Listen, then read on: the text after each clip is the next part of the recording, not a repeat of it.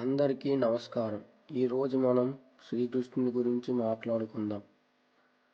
కృష్ణుడు భక్తులు ఈ వీడియో చూస్తుంటే వాళ్ళకి ధనలాభం రావాలని కోరుకుంటూ సుఖ సంతోషాలతో మంచిగా ఉండాలని కోరుకుంటున్నాం. ఎవరైతే ముందుగా విజిట్ చేస్తున్నారో మన ఛానల్ను సబ్స్క్రైబ్ చేసుకోండి. శ్రీకృష్ణుడి ఆశీస్సులు మీతో ఉంటాయి. ఈరోజు మనం శ్రీకృష్ణుడి గురించి శాంతిగా మాట్లాడుకుందాం. ఇది ఉపవాస్యం కాదు, బోధన కాదు. ఇది మనసు మాట్లాడుకునే సమయం. శ్రీకృష్ణుడు అంటే భయం కాదు. శ్రీకృష్ణుడు అంటే శాంతి. శ్రీకృష్ణుడు అంటే మన పక్కన కూర్చొనే ఏం భయపడుతున్నావు అని అడిగే స్నేహితుడు.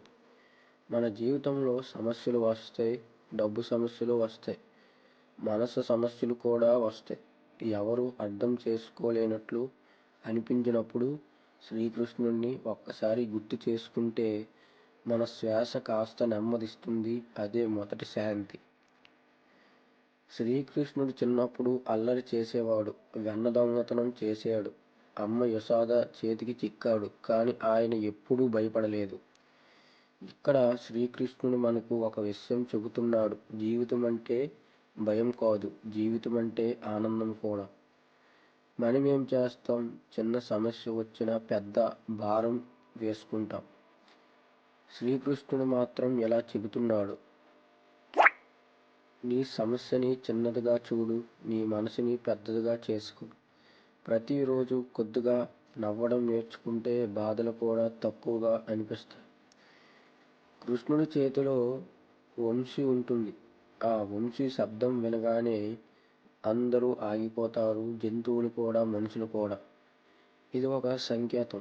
మన జీవితంలో శబ్దం చాలా ఎక్కువ. ఆలోచనలు, భయాలు, ఫోన్లు. శ్రీకృష్ణుడు చెబుతున్నాడు, కొద్దిసేపు నిశ్శబ్దంగా ఉండు. ప్రతిరోజు 5 నిమిషాలు ఏమి మాట్లాడకుండా, ఏమి ఆలోచించకుండా శ్రీకృష్ణుడి పేరు మనసులో చెప్పుకో. అది శాంతి నెమ్మదిగా వస్తుంది. రాధా కృష్ణుల ప్రేమలో మాటలు తక్కువగా, అర్థం చేసుకోవడం ఎక్కువ. రాధ అడగలేదు, శ్రీకృష్ణుడు వాగ్దానం చేయలేదు, కానీ ప్రేమ తగ్గలేదు. ఇది మన జీవితానికి పెద్ద పాఠం. ప్రేమ అంటే పట్టించుకోవడం కాదు, ప్రేమ అంటే అర్థం చేసుకోవడం.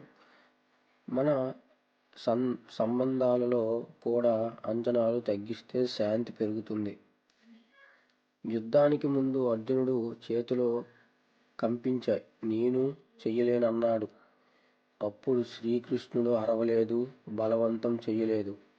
శాంతిగా ఇలా అన్నాడు, నీ పని నువ్వు చెయ్యి, ఫలితం గురించి ఆలోచించు. ఇది పరీక్షలు రాసే విద్యార్థి, ఉద్యోగం వెతుకుతున్న వ్యక్తికి, జీవితంలో పోరాడుతున్నట్టు ప్రతి వ్యక్తికి నువ్వు ప్రయత్నం చెయ్యి, మిగతాది శ్రీకృష్ణుడికి వదిలే. ఇలా చెప్పాడు. భగవద్గీత పెద్ద పుస్తకం కాదు, అది మన రోజువారీ జీవితం. నిజాయితీగా పనిచేయి, తప్పు దారి చేసుకోకు, ఎవరిని బాధ పెట్టకు, నీ మనసును చెబుతున్నట్టు మంచి మాట విను. అంతే. ఇదే మన భగవద్గీత, మన చరిత్ర. మనకు బాధ వచ్చినప్పుడల్లా ఎందుకు నాకే అని అడుగుతాం. శ్రీకృష్ణుడు ఎలా చెబుతాడు, నిన్ను బలంగా వేయడానికి ప్రతి బాధ ఒక పాఠం, ప్రతి ఆలస్యం ఒక పరీక్ష. శ్రీకృష్ణుడు దేవాలయాల్లో మాత్రమే లేడు, మన శ్వాసలో ఉన్నాడు, మన నమ్మకంలో ఉన్నాడు. ఈ ఒక్క మాట గుర్తుపెట్టుకోండి. నేను ఒంటరివాడిని కాదు, శ్రీకృష్ణుడు నాతోనే ఉన్నాడు. శాంతిగా ఉండండి, నమ్మకం ముందుకు సాగుండి. శ్రీకృష్ణుడి కృప మీ అందరిపై ఉంటుంది. Please subscribe to this channel.